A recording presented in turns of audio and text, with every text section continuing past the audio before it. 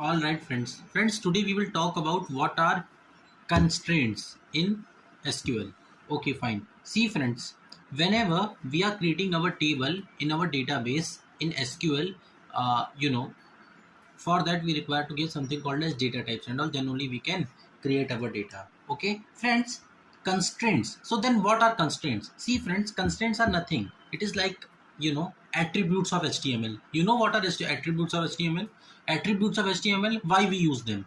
We are using them so that we can specify our things more clearly, right? Similarly, here also, friends, we are using constraints in what we call SQL so that we can convey our database in a more accurate way. Let me give you an example. The very first constraint that we have is, friends, something called as not null, right? So whenever, let's say you are creating a phone number, data type and null, phone number int, data type and null you are creating, just next to that you can write what you call not null.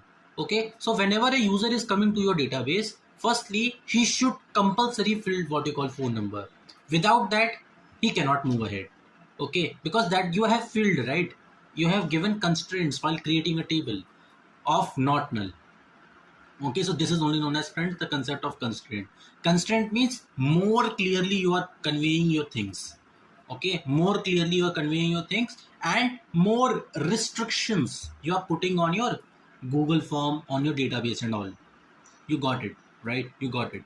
Okay, so what are those constraints? The number one constraint that we have is not null. Check, right? Then we have something called as primary key for, and what you call foreign key.